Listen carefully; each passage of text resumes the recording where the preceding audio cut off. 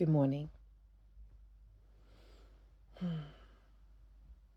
It is morning story time.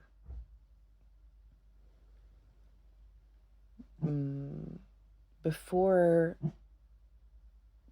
we get to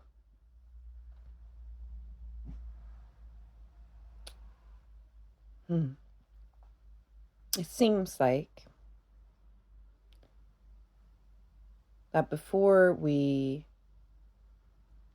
arrive at a place where we clearly see who we are and our point of identification begin to shift,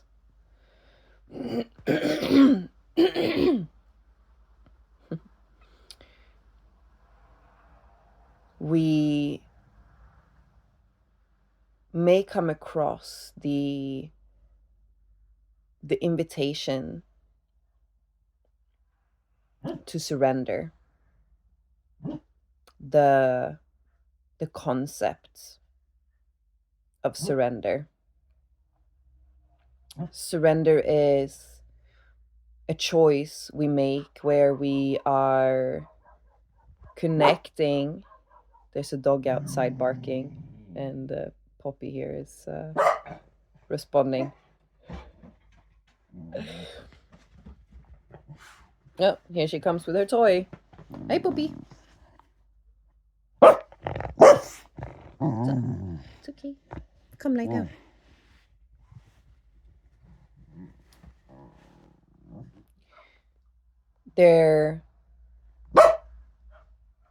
The experience of surrender, or let's call it the experience of surrender, the choice of surrender, is where we become aware of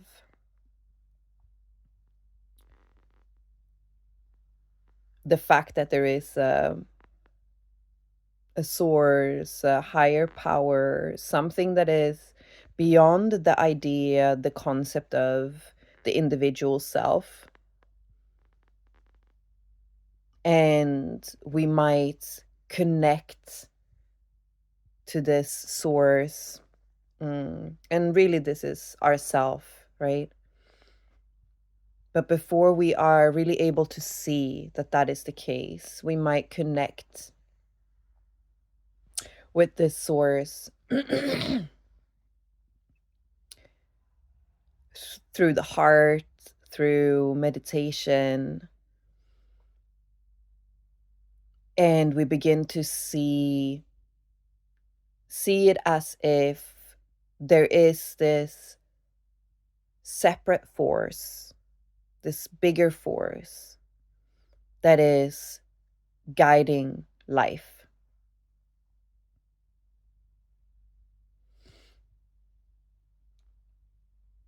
And when we see this and our release of the separate self, the personality, the letting go of it becomes easier and easier. We get to a point where, or we might actually even be seemingly pushed into it or motivated to make the choice to surrender to it. We might recognize that this being, whatever it is, holds a greater intelligence than our mind. And maybe we get curious. What happens if I just let go? And this is the experience of surrender, when we make the choice to do as best as we can to let go. Let go of our person, let go of our desires and ideas, and simply surrender. This is also what we might call Bhakti yoga, the yoga of love, the yoga of surrender, of devotion to the divine. We give everything up to the divine. That means that whatever it is that we do, we don't have to worry about our preferences. We don't have to think, I don't want this, because we have made the choice to be guided by life itself.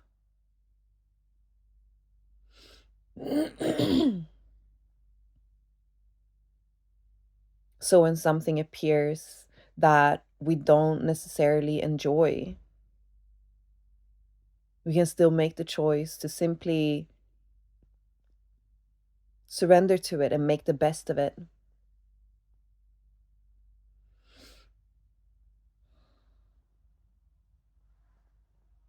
And this is a beautiful training ground, if you will. If we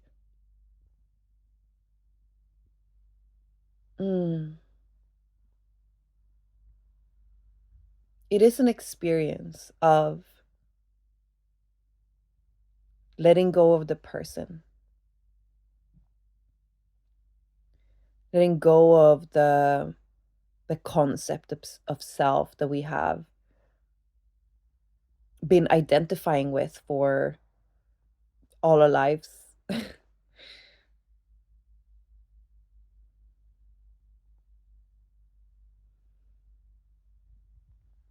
Of course, there are further investigations to do from there, because when we are in the state of surrender, there is still a subject-object experience happening.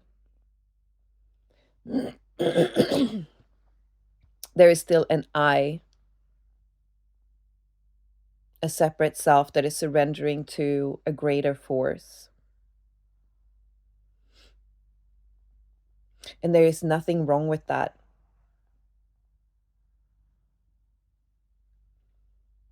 But there is also further investigation.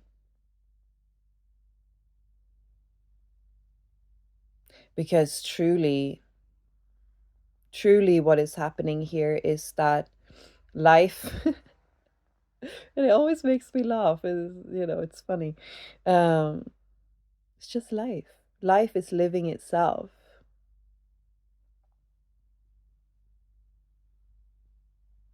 And the step from surrender into the experience of the whole might look like recognizing that the one that is surrendering isn't actually there. That the force the force that feels like it's moving the separate being is actually who I am.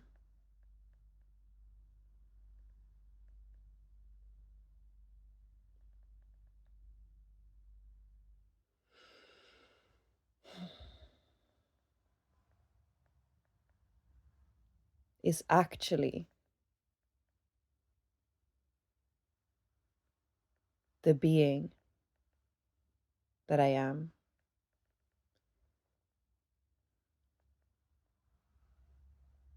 That this seeming force that is making events happen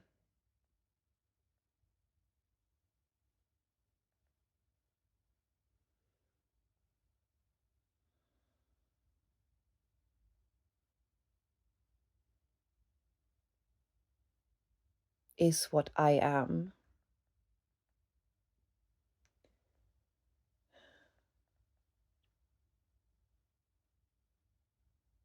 And I can explore that sense deeper and deeper. Because when we feel in a surrendered state that we are being moved in certain ways,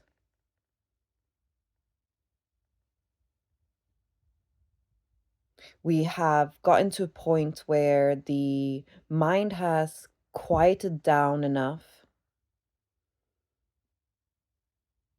that we have come into closer contact with our true self.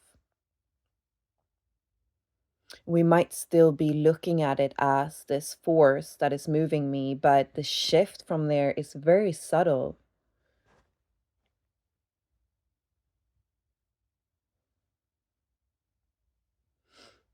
To recognize that there is no I here, that the preferences that I person seem to have are just chatter, are just phenomena arising in consciousness, arising in experience. And through through the exploration of surrender, we can see. Lost my train of thought. Need to circle back.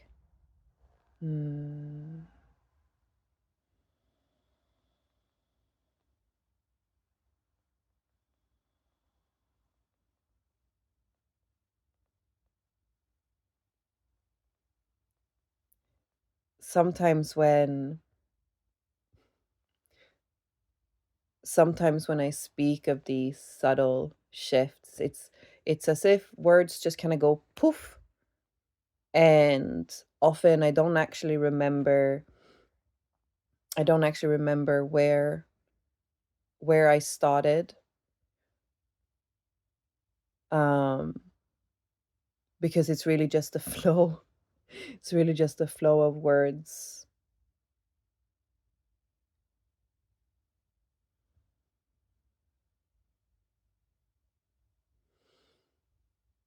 The state from when we play around with surrender,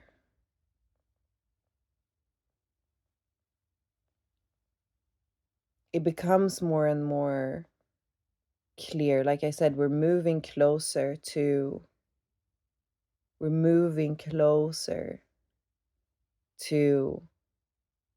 consciousness itself.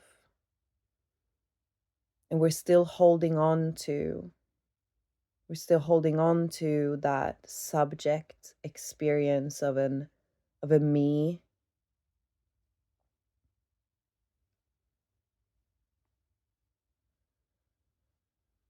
But as we see our and as we, with choice, navigate away from desire, right? Because this is what we do in surrender.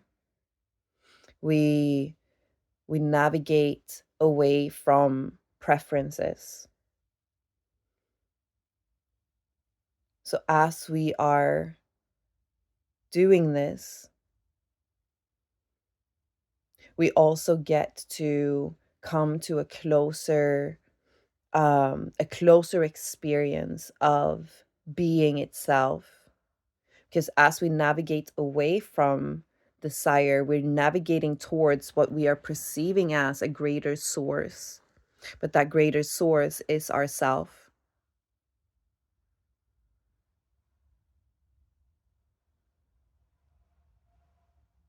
So as we are playing with surrender,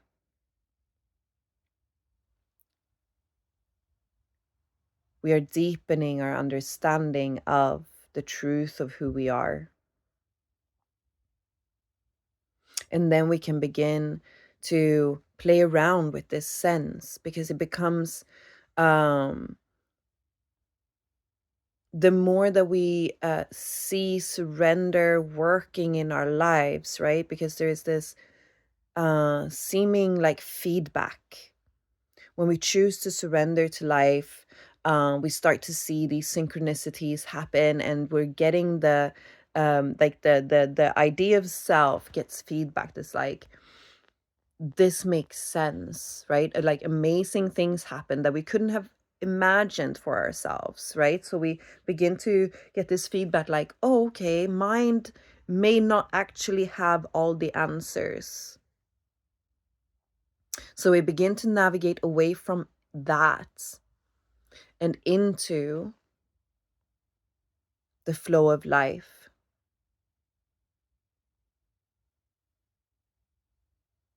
And at times it can feel like we can lie down in this river of life and just simply float along with it. And when we're in those spaces of feeling that closeness, it's just a shift.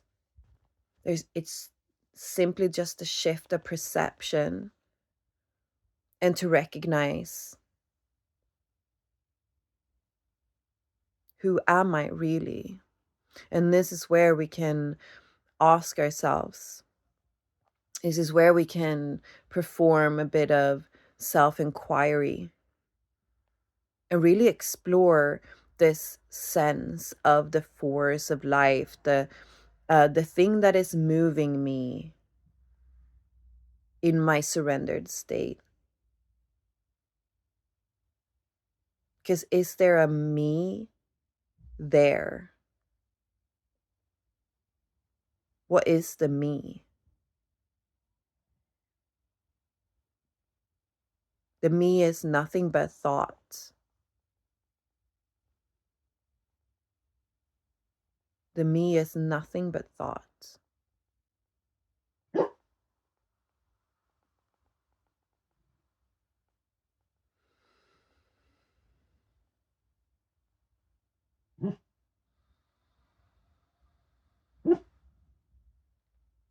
And the sense of being,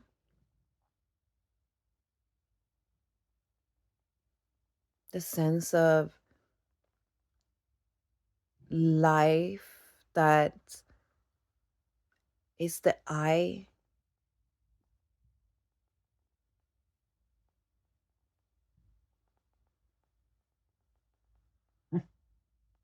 is what is seemingly moving you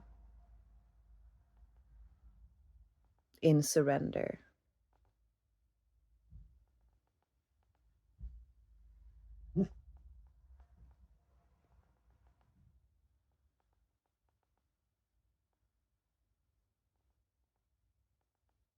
And there's this infinite quality to it, this silent light illuminating every experience.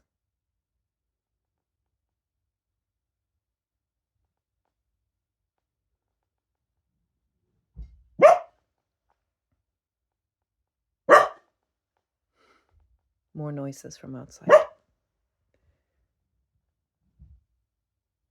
I'll leave it here for now.